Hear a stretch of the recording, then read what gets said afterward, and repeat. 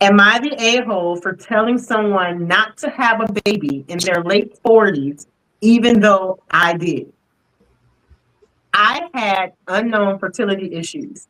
So after a few years, my husband and I stopped trying, but decided not to use any kind of birth control. I ended up having my first spontaneous pregnancy at 45 years old and had my first and only child at 46. The doctor told me I had PCOS and said it was common for women like me to have the problem almost fix itself closer to menopause, which is probably how it happened. We kept our child out of emotion. Yes, we were financially fine to do it and everything, but it was all about emotion. My cousin, who got married at 40, is now looking into having kids and is starting to pursue treatment. She asked me what it was like and all these questions. So I honestly told her that while I love my child more than anything and wouldn't choose for her not to exist, I wouldn't have chosen to do this or forced it to happen. Why? It was not fun. I love my child and finally having the family I always wanted. But 46 is far, far too late to have a baby. And I wish someone had been honest with me when it was my time. I had so much extra testing and had to take so many precautions. My husband and I are now 58 years old, dealing with middle school registration and what to do with schooling options. I had to fill out kindergarten paperwork on the same day that we got our AARP cards. I have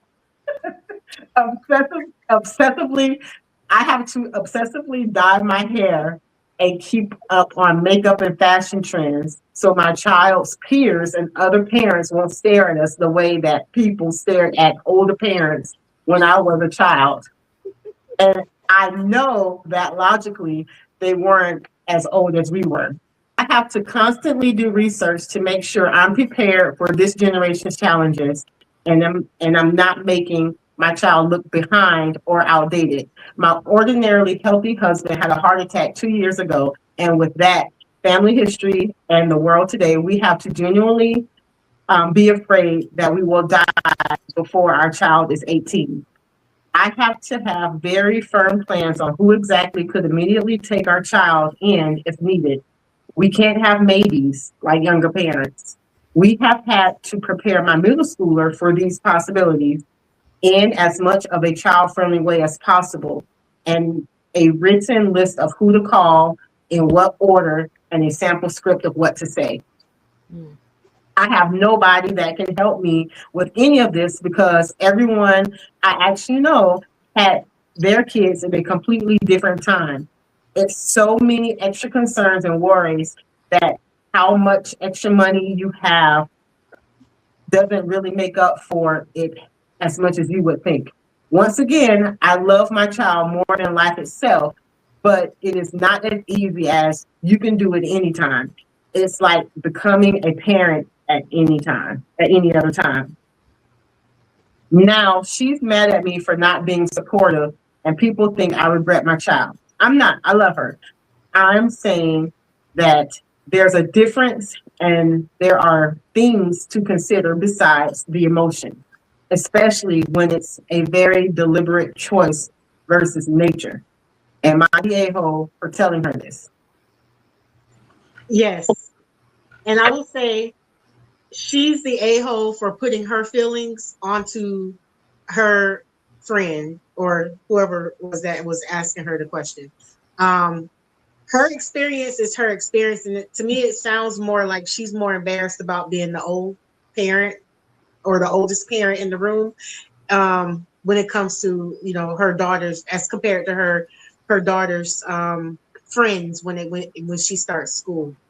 A lot of women have babies even older than she is these days, and women are starting to have kids later and later in life, and and it's the best, and they feel like it's the best thing best decision that they've ever made.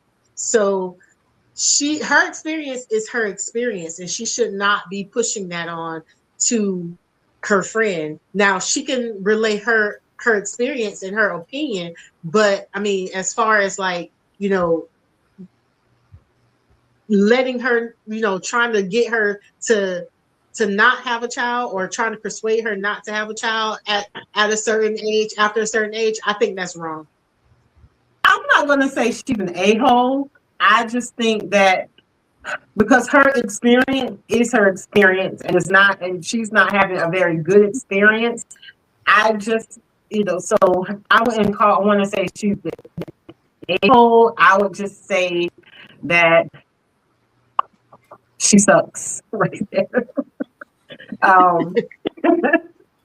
mean, she doesn't have to be supportive of her cousin, but I would, if her cousin has questions about having kids after 40, then she could be a good resource for that. She could like tell her like, hey, I had my kid after 40, and I can just tell you that, you know, it's overrated.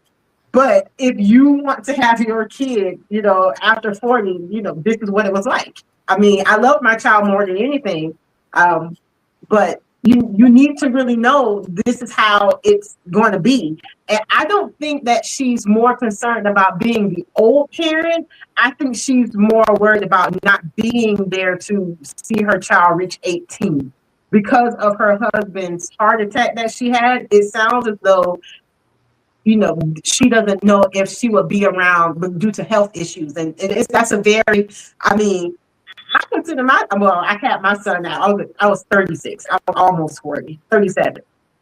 So, but I guess her having her child over 40, she actually came up with sample scripts of what, you know, the child, who the child need to call, and in what order, you know, what to say, you know, to who, like if something happens to them. And I just don't know a person wouldn't have to think about things like that, because I mean, there might be a younger sibling that would take their child if something happened to them. We're in our mid-40s. Mm-hmm. I don't see that as being so old that I'm going to be dead by the time my child is 18 kind of old, because we're going to only be in our 60s. Mm-hmm. So I plan to live on way past, you know, my 60s, you know, because both of our parents, you know, have lived in their 70s. We all have parents that are still living in their 70s. So like, you know, I plan to be, and some of our grandparents lived to be in their 90s. So I don't look at myself as I'm going to pass away, you know, by the time I'm 65, you know, which is what she's thinking about. That's like retirement. That's like when a lot of people are finally they're out of work, you know, they can retire from work and start, you know, living the retirement age, and, you know, start traveling and stuff like that. You know, they get their second wind in their 60s. She's thinking about her mortality in her 60s. So yeah, I think when you have a mindset like that, then maybe you shouldn't have kids after 40. I feel like there's a lot to unpack in that, and I feel like maybe the question itself was a trigger for her, to her unhealed experience. You know what I mean? Like, and so there's something to say, like, if you want somebody's opinion, but you really don't, because you don't know what people are going to tell you. So if I ask you and you give me your honest opinion or honest advice, then I can't necessarily be upset by your experience and what you said, because I asked you for that. So can you be a little softer in your response and not say everything? That's where I think it became triggering for her. Like, she may have started out saying, I wouldn't do this, but then sharing her experience took her to a place of, oh my God, this is what happened to me, and this is how this happened to me.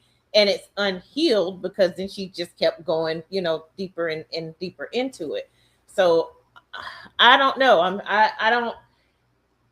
I don't know that I would say she's an a-hole for giving her opinion, because her opinion was asked. Maybe not as much into that much of a detail to say I absolutely wouldn't do it, but I mean, you asked. You gotta be careful what you ask people because they're gonna tell you exactly how they feel That's about true. it. I'm hoping that it will take her mindset, or it took her to a mindset of, I probably need to go see somebody and talk to somebody about this because I'm not. It's quite morbid to you plan a script. This child is 13 because she said she's 58, had him when she was 45. This child is 13 in middle school. That's a lot to put on a kid. You know what I mean? So, and you have to think about the emotions that that kid has. So I hope that she gets some family therapy for herself and for the child, because that's a lot to give a kid. And what else is going on that you think that you won't be here? I think it's a little deeper than just a husband and a heart attack. Because what's going on with you? So he had a heart attack, but you didn't have a heart attack.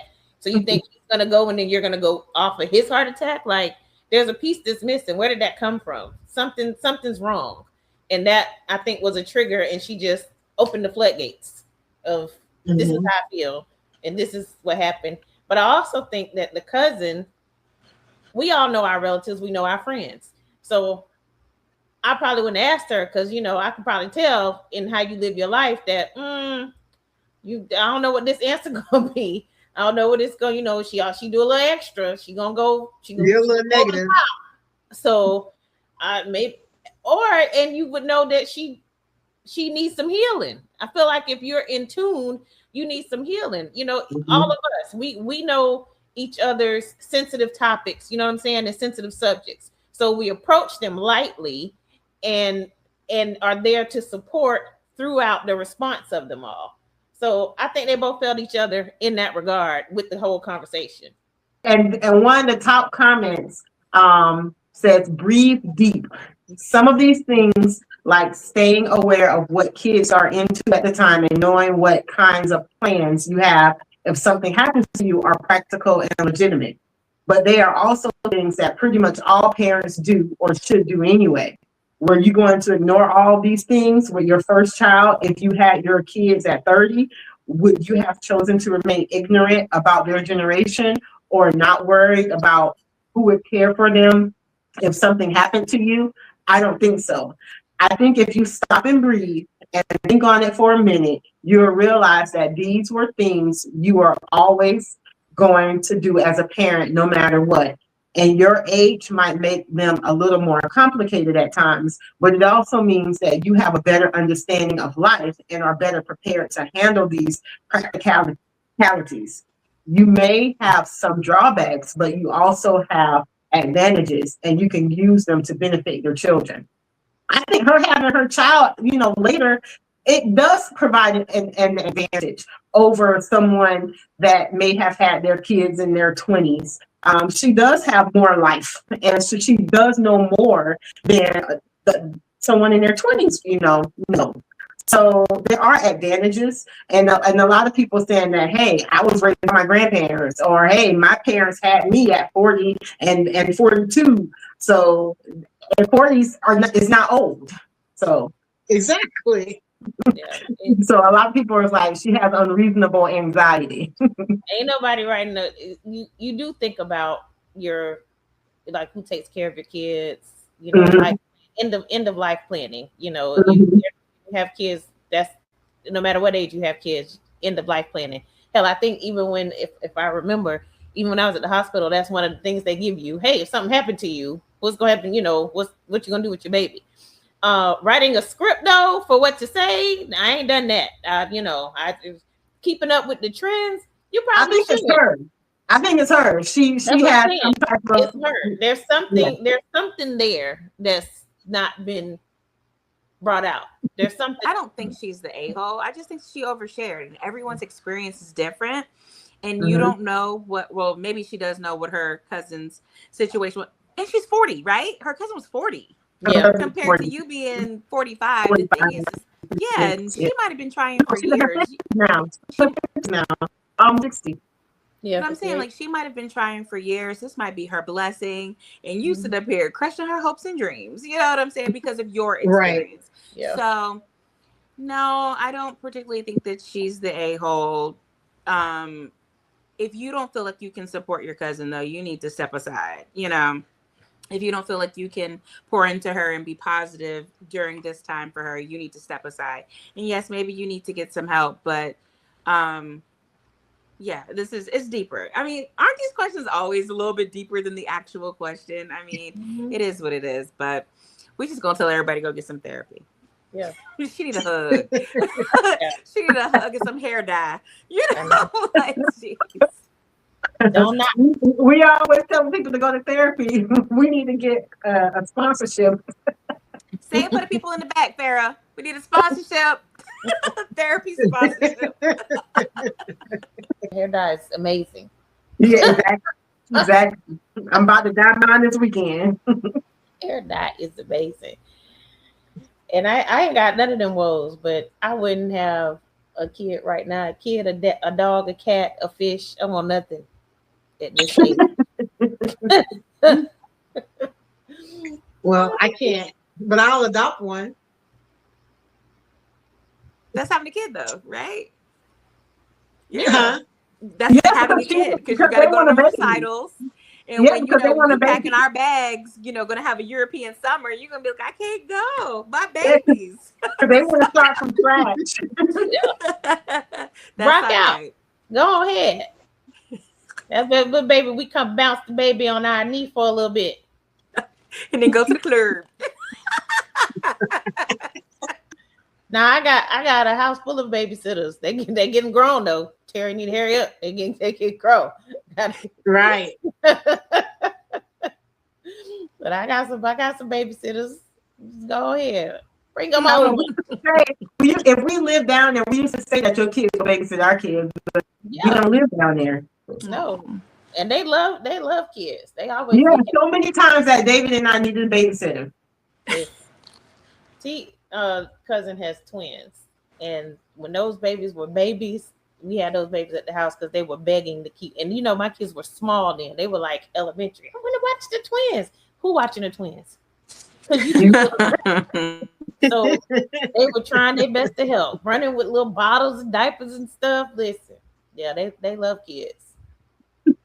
They love other people's kids because their mom ain't having no more kids. Other people's kids. Bring all the other people's kids over to the house because I'm done. All right, not the a-hole, and she's the a-hole, so it's split. I think she's both. I'm gonna stick with that.